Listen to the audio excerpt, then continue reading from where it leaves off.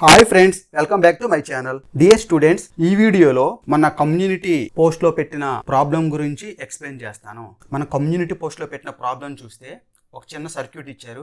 10 ohms, 5 ohms, 4 ohms, 6 volts and 15 volts అంటే రెండు voltage సోర్స్లు ఇచ్చి 3 రెసిస్టర్లు ఇచ్చి find the current flows through 5 ohm and also voltage across 5 ohm by using KVL, KCL and superposition theorem.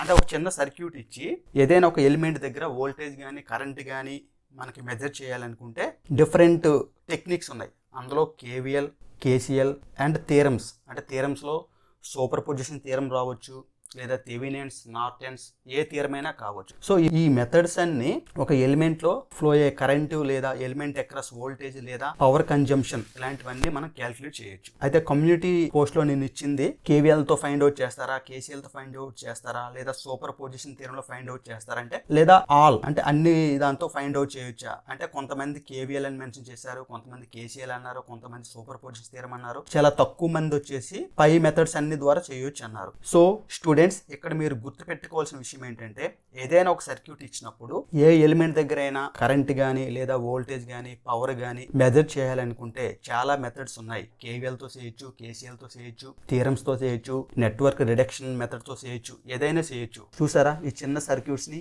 3 విధాలుగా మనం solve చేసుకోవచ్చు. ఇలా చేసుకోవచ్చు అని మీలో ఎంతమంది తెలుసు? తెలిసిన వాళ్ళు వెంటనే కామెంట్ బాక్స్ లో కామెంట్ పెట్టండి. కాకపోతే ఇక్కడ మీరు గుర్తు పెట్టుకోవాల్సిందంతా ఏంటంటే, ఏ మెథడ్ చేస్తే మీకు ఈజీగా సాల్వ్ చేయొచ్చు అనే అంశం పైన మీకు క్లారిటీ ఉండాలి. ఓకేనా? సో ఏ మెథడ్ అప్లై చేస్తే మీకు ఈజీగా ఉంటుందో ఆ మెథడ్ బేస్ చేసుకొని మీరు చేసుకుంటే ఈజీగా ఉంటుంది.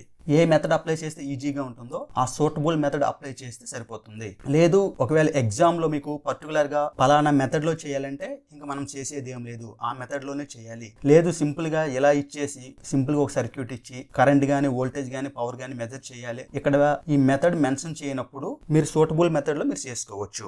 డియర్ స్టూడెంట్స్, ఈ BEEE మీరు చాలా కష్టంగా భావిస్తారు. ఒక్కసారి నా మెంబర్షిప్ తీసుకొని నేను చెప్పిన టిప్స్ ఫాలో అవుతే ఈ BEEE చాలా ఈజీగా అర్థమవుతుంది. అయితే ఈ ప్రాబ్లమ్ని నేను 3 మెథడ్లో నేను సాల్వ్ చేస్తాను. ఒకటి KVL తో, KCL తో అండ్ సూపర్ పొజిషన్ థియరంతో. ఇది సింపుల్ సర్క్యూట్ ఇచ్చాడు. దీన్ని నేను KVL తో ముందు స్టార్ట్ చేస్తాను. KVL అంటే కిర్చాఫ్స్ వోల్టేజ్ లా, అంటే వోల్టేజ్ కి ఈక్వేషన్ రాయాలి. అంటే V=IR ఫామ్ లో ఈక్వేషన్స్ ఉండాలి. ఈ KVL which employs mesh analysis అంటే లూప్ అనాలిసిస్ ద్వారా ఈ ప్రాబ్లమ్ని మనం సాల్వ్ చేయాలి. అంటే ఇక్కడ ఎన్ని లూప్లు ఉన్నాయో మనం ఐడెంటిఫై చేయాలి. లూప్ అంటే ఒక క్లోజ్డ్ పాత్. ఇక్కడ మనం అబ్జర్వ్ చేసినట్టయితే ఇదొక లూపు అంటే 2 క్లోజ్డ్ పాత్లు ఉన్నాయి. దీన్ని నేను లూప్ కరెంట్ I1 అనుకుంటాను, దీన్ని లూప్ కరెంట్ I2 అనుకుంటాను. KVL ఏం చెప్తుంది? Total voltages in a closed path is equal to 0 అంటే సిగ్మా V ఈక్వల్ 0 అంటే టోటల్ వోల్టేజెస్ లేదా వోల్టేజ్ డ్రాప్లన్నీ ఈక్వల్ టు 0 చేయాలి. సో ఈ క్లోజ్డ్ పాత్లో ఒక ఈక్వేషన్ వస్తుంది, ఈ క్లోజ్డ్ పాత్లో ఒక ఈక్వేషన్ వస్తుంది. సో నేను ఫస్ట్ లూప్ 1 తీసుకుంటాను. ఈ లూప్ 1లో ఇదన్నమాట. సో ఇది కరెంట్ ఫ్లో అయ్యే path. So first minus, so minus 15 volts plus ఇక్కడ వోల్టేజ్ I1 × 10, ఎందుకంటే V I × R కదా, ఇక్కడ I1, ఇక్కడ రెసిస్టెన్స్ 10. సో 10 I1 ప్లస్ ఇక్కడ చూడండి ఇంత కరెంటు, ఈ లూప్లో I1 కరెంటు, ఈ లూప్లో I2 కరెంట్ అంటున్నాం. సో 5 ohmsలో ఫ్లో అయ్యే కరెంట్ ఏమవుతుంది? 5 × I1 minus I2, 5 × I1 minus I2 is equal to 0. So దీన్ని సింప్లిఫై చేస్తే 15 I1 minus 5 I2 is equal to 15. Okay, దీన్ని 5తో డివైడ్ చేసినట్టయితే 3 I1 minus I2 is equal to 3. ఇది ఈక్వేషన్ 1 అనండి. And similarly loop 2 తీసుకుంటే, అంటే ఈ లూప్లో ఏమవుతుంది? అన్ని వోల్టేజ్ డ్రాప్ ఈక్వల్ టు 0 చేస్తే ఇక్కడికి వచ్చేసరికి డ్రాప్ మళ్ళీ I2 minus I1 × 5. So 5 × I2 minus I1 plus ఇక్కడ డ్రాప్ 4 I2, ఇక్కడ ప్లస్ కరెంట్ పాత్ ఇది ఫస్ట్ ప్లస్ వస్తుంది. So plus 6 volts equal to 0 అంటే ఇక్కడ ఎంత అవుతుంది? 9 I2 minus 5 I1 is equal to minus 6 volts. లేదా దీన్ని 5 I1 minus 9 I2 is equal 6 volts అని రాసుకోవచ్చు. ఓకే, సో 2 ఈక్వేషన్స్ వచ్చాయి. ఇప్పుడు ఈ 2 ఈక్వేషన్ మనం సాల్వ్ చేయాలి. సాల్వ్ చేస్తే ఇక్కడ ఏం రాసుకోవచ్చు? I2 ఈజ్ ఈక్వల్ టు ఏం రాయొచ్చు? 3 I1 మైనస్ 3 రాసుకోవచ్చు. ఓకే, సో సెకండ్ ఈక్వేషన్లో సబ్స్టిట్యూట్ చేస్తే 5i1 మైనస్ 9 ఇంటూ i2 బదులుగా 3i1 మైనస్ 3 ఈజ్ ఈక్వల్ 6. ఎంత అవుతుంది? 5i1 minus 27i1 minus minus plus ఎంత అవుతుంది? 27 ఈక్వల్ టు 6. సో సింప్లిఫై చేస్తే i1 is equal to 21/22 that equal to 0.9545 amperes. So i1 వచ్చింది. ఇప్పుడు మనకి ఏం కావాలి? i2. సో i2 ఏమవుతుంది? i2 is equal to 3i1 minus 3. ఈ సబ్స్టిట్యూట్ చేస్తే i2 is equal to minus 0.136 amperes. కానీ ఇక్కడ i1 i2 వచ్చింది, ఇక్కడ i1 i2 వచ్చింది. కానీ మనకు అడిగిన క్వశ్చన్ ఏంటి? Current flows through 5 ohm. ఇందులో ఫ్లో అయ్యే కరెంట్ ఏమవుతుంది? i1 minus i2. So i1 minus i2 ఎంత? i1 0.9545 minus minus plus 0.136 amperes is equal to 1.09 amperes. Okay, మరి వోల్టేజ్ ఏమవుతుంది? ఇక్కడ వోల్టేజ్ ఇక్కడ 5 ohm రెసిస్టర్ అంటే ఇందులో ఫ్లో అయ్యే కరెంట్ ఇంటూ రెసిస్టెన్స్. ఇందులో ఫ్లో అయ్యే కరెంట్ ఎంత? 1.09 ఇంటూ ఇక్కడ రెసిస్టెన్స్ 5 అంటే ఎంత అవుతుంది? 5.454 వోల్ట్స్ అన్నమాట. సో ఈ విధంగా మన కేవీఎల్ అప్లై చేస్తే కరెంట్ వచ్చేసి 1.09 యాంపియర్స్, అలాగే వోల్టేజ్ వచ్చేసి 5.454 వోల్ట్స్ వచ్చిందనమాట. ఓకే, అలాగే ఇప్పుడు సెకండ్ మెథడ్కి వద్దాం. Same problem second method KCL. KCL అంటే కిర్చాఫ్స్ కరెంట్ లా. అంటే కరెంట్కి ఈక్వేషన్స్ రాయాలి అంటే I = V/R ఫామ్లో ఉండాలి. సో ఇక్కడ V అంటే నోడ్ వోల్టేజ్. అంటే ఇక్కడ ఏం చేయాలి? Which employees nodal analysis. ఇక్కడ నోడల్ ఎనాలిసిస్ మనం అప్లై చేయాలి. అంటే నెంబర్ ఆఫ్ నోడ్స్ ఎన్ని ఉన్నాయో ఐడెంటిఫై చేయాలి. నోడ్ అంటే ఎక్కడైతే కరెంట్ మీట్ అవుతుందో ఆ పాయింట్స్ మనం నోడ్స్గా తీసుకుంటాం. సో ఈ సర్క్యూట్ మనం అబ్జర్వ్ చేస్తే ఇక్కడ ఒకే ఒక నోడ్ నాకు కనిపిస్తుంది. కరెంట్స్ అన్నీ మీట్ అయ్యే పాయింట్ ఇంకెక్కడ మీట్ అవ్వు. ఈ పాయింట్ దగ్గర కరెంట్స్ అనేవి మీట్ అవుతాయి. కాబట్టి ఇక్కడ వోల్టేజ్ నేను V అనుకుంటాను. ఇంకో నోడ్ వస్తే ఇది V1 అది V2 అనుకోవచ్చు. ఒకటే ఉంది కాబట్టి నేను సింపుల్గా ఆ నోడ్ వోల్టేజ్ V అనుకున్నాను. సో ఇక్కడ KCL ఏం చెప్తుంది? Algebraic some of all currents at a node is equal to 0. అంటే ఒక నోడ్ దగ్గర అన్ని currents entering living currents all equal to 0. అంటే సింపుల్గా సిగ్మా I ఈజ్ ఈక్వల్ 0. ఇక్కడ ఒకటే నోడ్ ఉంది కాబట్టి ఎట్ నోడ్ 1 కాబట్టి ఒకటే ఈక్వేషన్ వస్తుంది. ఎన్ని నోడ్స్ ఉంటే అన్ని ఈక్వేషన్స్ వస్తాయి. సో ఈ నోడ్ దగ్గర ఈక్వేషన్ ఏమొస్తుంది? I = V/R ఫామ్లో ఉండాలి కదా. సో కరెంట్కి ఈక్వేషన్స్ రాయాలి. ఇక్కడ కరెంట్ ఏమవుతుంది? V మైనస్ 15/10 ప్లస్ ఇక్కడ V/5 ప్లస్ ఇక్కడ V minus 6/4 is equal to 0. అయితే ఇక్కడ మీరు సింపుల్గా గుర్తుపెట్టుకోవాల్సిన ఒక విషయం ఏంటంటే ఇక్కడ V మైనస్ వేయాలా ప్లస్ వేయాలని చాలామంది కన్ఫ్యూజన్లో ఉంటారు. ఎవరైతే బీటెక్ చదువుతున్నారో ఎస్పెషల్గా సిఎస్సి ఈసీ వాళ్ళందరూ చదువుతున్నారో మీరు సింపుల్గా గుర్తుపెట్టుకోవడానికి ఇది ప్లస్ మైనస్ ఉంది. V ఉంటే V మైనస్ చేయండి. సపోజ్ ఇది మైనస్ ఇది ప్లస్ ఉంటే ఇక్కడ ప్లస్ వస్తుంది. ఓకే, సింపుల్గా ఇక్కడ కూడా ఇది మైనస్ ఇది ప్లస్ ఇచ్చాడు అనుకోండి ఇది ప్లస్ వస్తుంది. సింపుల్గా అలా గుర్తుపెట్టుకోండి.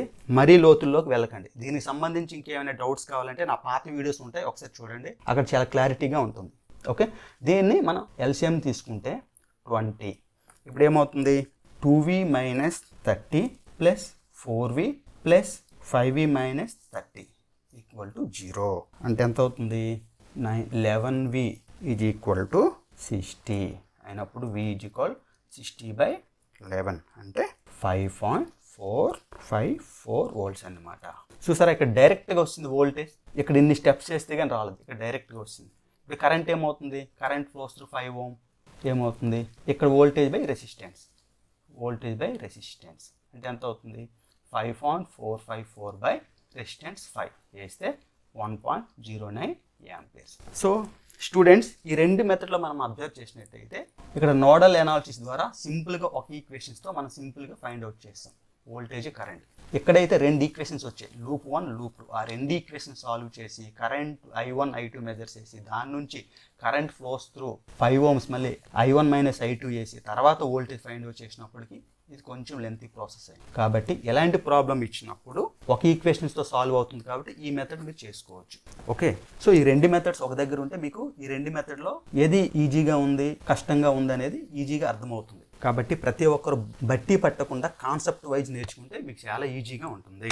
అలాగే నెక్స్ట్ సేమ్ ప్రాబ్లమ్ని మనం థియరమ్స్, ఆ థియరంలో ఎన్నో థియరమ్స్ ఉన్నాయి అన్నప్పటికీ మనం సూపర్ పొజిషన్ థియరంలో చేద్దాం. ఓకే, సూపర్ పొజిషన్ థియరం ఏం చెప్తుంది?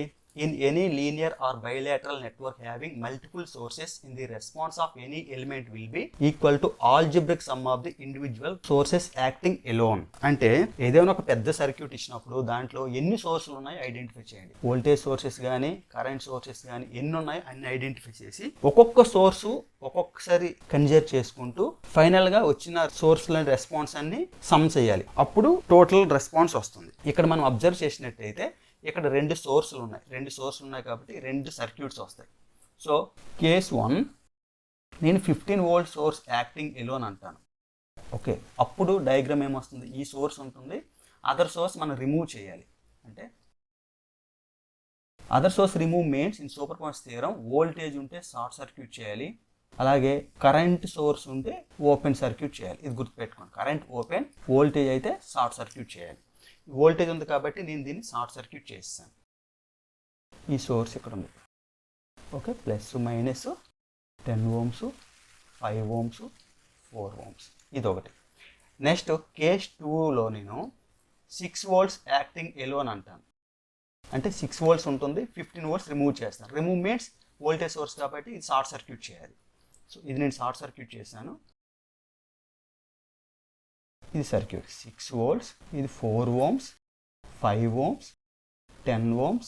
ఓకే, ఇప్పుడు ఇందులో కరెంటు వోల్టేజ్ కదా కావాలి, ఇక్కడ కరెంట్ వోల్టేజ్ కావాలి. సో సూపర్ పొజిషన్ థియరంలో ఇప్పుడు రెండు సర్క్యూట్స్ వచ్చాయి. ఇది ఒక సర్క్యూట్ వచ్చింది, ఇది ఒక సర్క్యూట్ వచ్చింది. ఈ సర్క్యూట్స్లో ఇక్కడ మళ్ళీ మీరు కేవీఎల్ చేసుకుంటారా, కేసీఎల్ చేసుకుంటారా, ఇది మీ ఇష్టం. ఇక్కడ కూడా కేవీఎల్ చేస్తారా, కేసీఎల్ చేస్తారా, అది మీ ఇష్టం. మీకు ఏది ఈజీగా ఉంటే ఆ మెథడ్లో చేసుకొని ఎక్కడ కరెంట్స్ ఫైండ్ అవుట్ చేయాలి, ఇది I1 అనుకుందాం, ఎక్కడ కరెంట్స్ ఫైండ్ అవుట్ చేయాలి, ఇది I2 అనుకుందాం. అప్పుడు టోటల్ రెస్పాన్స్ రెండు సర్క్యూట్స్ నుంచి I=I1 + I2 అందాం. లేదు ఇక్కడ వోల్టేజ్ V1 అనుకోండి, ఇక్కడ వోల్టేజ్ V2 అనుకోండి. టోటల్ సర్క్యూట్గా ఉన్నప్పుడు వోల్టేజ్ V=V1 + V2గా మనం క్యాలిక్యులేట్ చేయాలి. ఇది సూపర్ పొజిషన్ థియరం. అయితే ఇప్పుడు ఈక్వేషన్ సింపుల్గా మనం చూసినట్టయితే దీనికి నేను KCL అప్లై చేస్తాను, అంటే నోడల్ అనాలిసిస్. ఇక్కడ నోడ్ ఒకటే కదా, ఇదివరకు మనం చెప్పుకున్నట్టు జస్ట్ ఈ సోర్స్ లేదంతే. సెకండ్ కేస్కి వచ్చేసరికి ఈ సోర్స్ లేదు. సింపుల్గా నేను ఈక్వేషన్ రాస్తే ఏమవుతుంది? V-15/10 + V/5 + V/4 = 0. ఇక్కడ చూసుకున్నట్టయితే ఇక్కడ నోడ్ వోల్టేజ్ V అనుకుంటాం. V/10 + V/5 + V-6 V-6/4 = 0. So ఇది మనం సాల్వ్ చేస్తే ఎల్సిఎం 20 అవుతుంది, ఇక్కడ కూడా 20 అవుతుంది. అప్పుడు ఈ కేసులో V ఎంత అవుతుంది? 2V - 30 + 4V + 5V = 0. V మొత్తం ఎంత అవుతుంది? 30/11 అంటే 2.7272. కరెంట్ ఎంత అవుతుంది ఇక్కడ? 2.727 ఇక్కడ రెసిస్టెన్స్ 5 అంటే ఎంత అవుతుంది? అంటే 0.5454 amperes. ఇక్కడ చూడండి, ఇక్కడ కూడా దీన్ని సింప్లిఫై చేస్తే 2V + 4V + 5V - 30 = 0. అంటే ఇక్కడ కూడా V 30/11 అంటే 2.7272. I 2.7272/5 వేస్తే 0.5454. ఇప్పుడు టోటల్ రెస్పాన్స్ కదా కావాలి మనకు. అప్పుడు ఏమవుతుంది? Response of any element will be equal to algebraic some of the individual sources acting alone. So voltage కావాలంటే టోటల్ వోల్టేజ్, ఈ వోల్టేజ్ ప్లస్ ఈ వోల్టేజ్ యాడ్ చేయాలి. సో 2.7272 + 2.7272 అంటే 5.454 volts. Similarly current, total current, ఇక్కడ వచ్చిన కరెంటు ఈ current రెండు సోర్సులు add చేయాలి. 0.5454 + 0.5454 అంటే 1.09 amperes. సో ఇక్కడ కూడా అదే వచ్చింది. సో స్టూడెంట్స్, ఈ మూడు మెథడ్లో మనం అబ్జర్వ్ చేసిన ఇక్కడ కరెంట్స్ వోల్టేజ్, ఇక్కడ కరెంటు వోల్టేజ్, ఇక్కడ కరెంటు వోల్టేజ్ అన్నిటికీ సేమే వస్తుంది. ఇందులో కంగారు పడాల్సిన అవసరం లేదు. ఇదేమైనా అద్భుతం కూడా కాదు. ఈ మూడు మెథడ్లో చూస్తే మీకు ఏ మెథడ్ ఈజీగా అనిపించింది? నాకు తెలిసి అయితే ఈ సర్క్యూట్కి ఈ మెథడ్ సూటబుల్ అనిపించింది. ఇది ఈజీయే కాకపోతే ఇది కొంచెం లెంతీ ప్రాసెస్ అయింది. ఇది ఇంకా లెంతీ ప్రాసెస్ అయింది. ఎందుకంటే సూపర్ పొజిషన్ థియరం ఎన్ని సోర్స్లు ఉంటే అన్ని సర్క్యూట్స్ వస్తాయి. మళ్ళీ ఆ సర్క్యూట్స్కి ఇండివిజువల్గా ఫైండ్ అవుట్ చేసుకొని అన్ని సర్క్యూట్స్ రెస్పాన్స్ కలిపితే ఫైనల్గా రెస్పాన్స్ వస్తుంది. కాబట్టి ఈ చిన్న లాజిక్ మీరు అర్థం చేసుకుంటే ఈ BEEE అనేది చాలా ఈజీగా మీకు అర్థమవుతుంది. ఇందులో పెద్దగా కంగారు పడాల్సిన పని లేదు.